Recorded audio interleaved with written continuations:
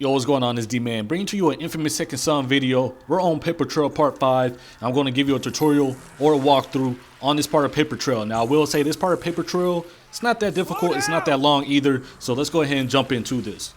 So here are your first set of clues. You have another dove and a vehicle tracker. The first thing you want to do is open up the origami dove, and you'll see the D.U.P logo with a bunch of shapes and numbers. All you have to do is connect the dots. I know it looks complicated, but I went ahead and did the first one for you. If you have an open circle, you find the circles and go in numerical order. And once you do that, they'll give you a number. Now the first number is 2, and you can do the rest if you want, but if you don't want to, I went ahead and put the code at the bottom. I think all the codes are the same, so you can go ahead and use this code.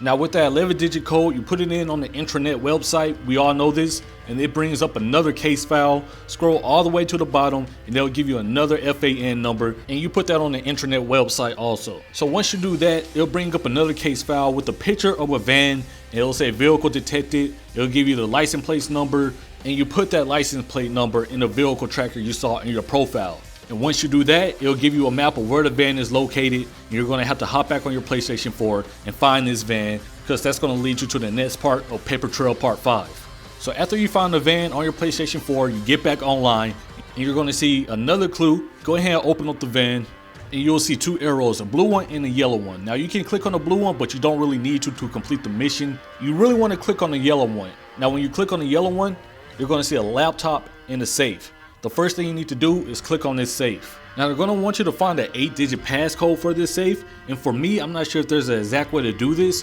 What I basically did was just play around with it. You can right click and click on view page source. You can see hidden value, and that'll give you the first 2 keys. But other than that, I just played around.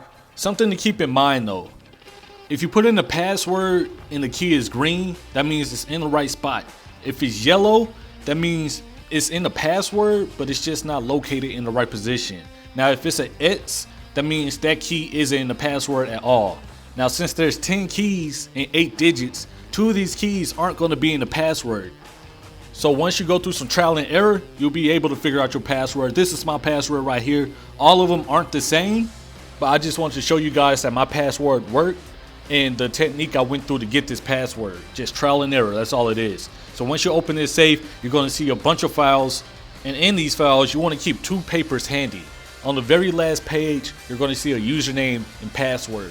What you want to do with that is go back to the laptop that's in the van and put that username and password into the computer.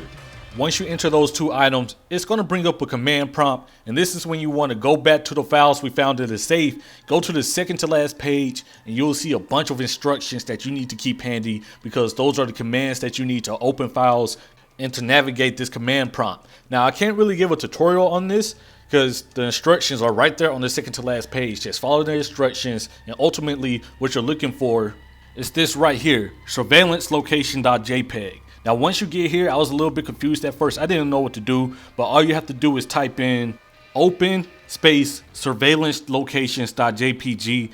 Now don't pay too much attention to the video because I did spell locations wrong. I know somebody's going to point that out, but if you spell it right, you'll be able to go to the next part of Paper Trail.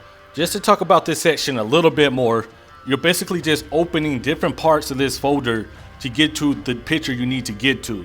So you can see my path right here. I had to go from Art 0 to Red 17 to Van 5 to SRC 14 to Gulf 16, and that's how I got to my picture.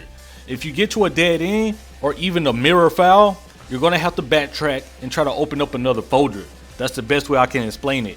Like I said before, if you want to know how to backtrack or start all the way over, that second to last page in the documents with the instructions on it is really going to help you out.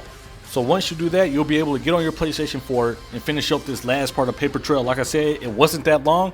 It wasn't that difficult either. So I hope this tutorial helped some of you all out. If you have any questions, hit me up on Twitter. My Twitter link is always down in the description below.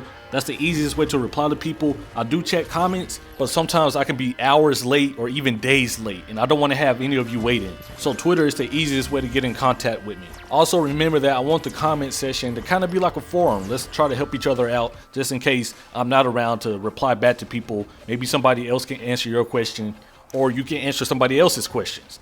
Anyways, I'll holler at you all later. Peace.